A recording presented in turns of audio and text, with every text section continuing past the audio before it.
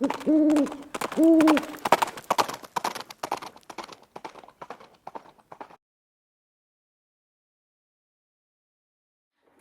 hey guys, it's Viejo here, and we're in the last week of July in 2025. We've had a beautiful day here on the central coast of California. Cleared off early. It's late in the afternoon now, but I got 76 degrees out here in the garage. It's really nice.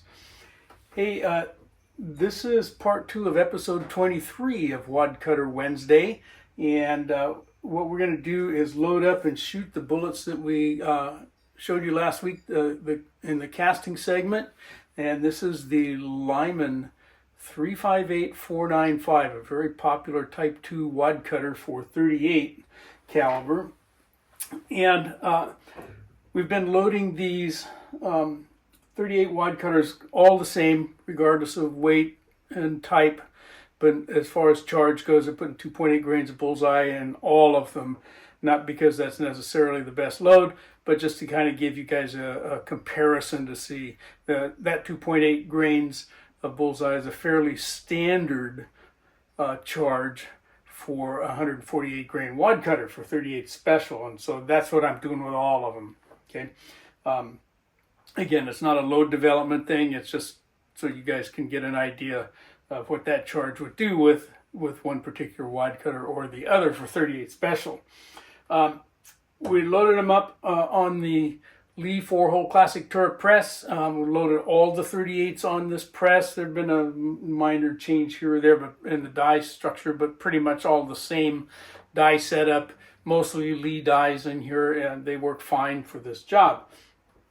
And so that's what we're using for this episode. So we'll go ahead and get some of these guys loaded up for you. Let's go ahead and cut in the loading sequence. Now, if you're watching on YouTube, you know I can't show you that here. You have to go watch it on Rumble. My Rumble channel name over there is just Walter Bunning. If you're not already subscribed, you don't have to be subscribed to watch. Yeah, I think you have to be subscribed to leave a comment, but that's not a big deal one way or the other. But you go to rumble.com, type in my channel name that you see right here, just like that, all one word. You know, all run together like that, and you'll find it. Or you can type in hashtag Wadcutter Wednesday, like this, and probably find it there. Anyway, I'll show you what I can, which isn't going to be much. We'll talk about the die setup, and we'll look at the finished product, and then we'll go ahead and get some shooting done. Here's the press and die setup. Then we're using the Lee 4-hole classic turret press. Got a Lee sizing die in there. The decapping pin is still in place, but my brass is going to come in already having been decapped. And we're using the Lee auto drum powder measure, and I had just got done checking the drop on it, and it's right on where it wants to be, about 2.8 grains of bullseye, and we got some bullseye powder in there. If you look closely, you can see baffle it was made for me by Papa's Place. And then I've got an RCBS cedar die. Remember that our expansion and mouth flare all happens in the die here for the auto drum powder measure. And we've got that newer Lee square start powder through stem in there. So again, the RCBS cedar die, it's got a semi-wadcutter style of cedar plug in there, which works well with these button nose wadcutter bullets. And then I've got another RCBS die in here to do the crimp, just have the seat stem removed. All right, here's our Lyman 358-495 Type 2 wadcutter loaded up with about 2.8 grains of bullseye with some Remington number 1.5 small pistol primers, all ready to go to the range. And since we don't want to arrive at the range with any high primers, take a look down the line there, look for anybody sticking up proud, and they all look seated well below flush. We're good to go there. So that was the loading sequence, getting them loaded up and ready for the range.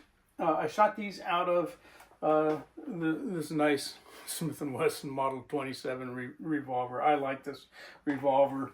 I've had it over 40 years, and it's just a beauty. It was back in the day. It's a -2.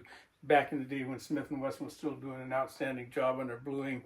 Newer guns don't look that good to me. Okay, the old style target grips were just really nice. Anyway, so we went and shot. I think I put 10 or 12 rounds into a target for you out there at 25 feet than my standard target that I always use, and we'll put that up here in a minute. Let's see, what else can I say about it? Not much. The proof is in the pudding. They shot pretty well for me. Not great. I didn't have a great day at the range that day, but they shot good enough. Let's go look. This is the Lyman 358-495.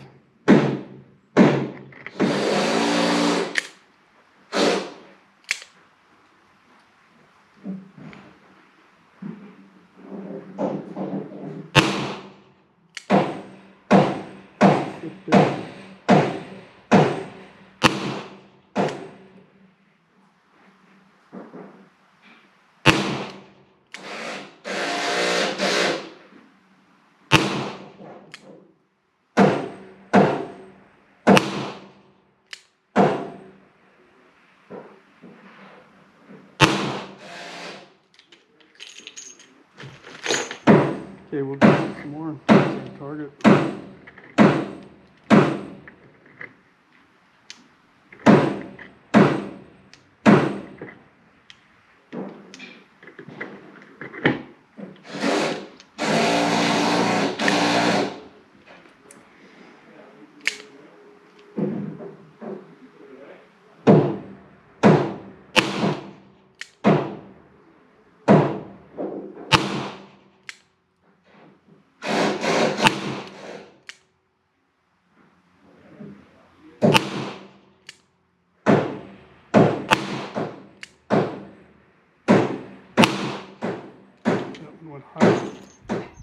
Okay, there we have most of them in there, but 1, 2, 3, 4 kind of threw those guys away. Oh well, that's 12 rounds, so not too bad. Right there it is. So they shot okay. I had that one that kind of went high right there at the end. I'm not sure that was me. I'm sure. I don't think it had anything to do with the bullet or the load of the gun. It was the other part of the equation. Okay. Anyway. And they shot right in there, kind of typical for 38 wadcutter with 2.8 grains of bullseye. Okay, in there somewhere in the 700 foot per second range. Okay, and actually it's a pretty good bullet. A lot of folks really like this one. And I wanted to mention that we are doing Moldy Monday still. It's only on the Rumble channel. I can't put any of that over here on YouTube. So that's all on Rumble if you want to go over there and check that out. And coming up, I may do this one next week, I'm not sure, but I had mentioned before that we were going to be doing some wadcutters that are not cast by me. Okay, there'll be store-bought wadcutters for those of you who are not casters, and I've got several of those to throw into the mix here too. They're all for 38, but I've got some of those all, loaded up and shot and got the video and stuff done, so it's going to be time to put some of that stuff in here too for you non-caster guys. Anyway, okay, that's going to do it. I hope you enjoyed that and got something out of it, but from the Viejo bench for now, that's all she wrote.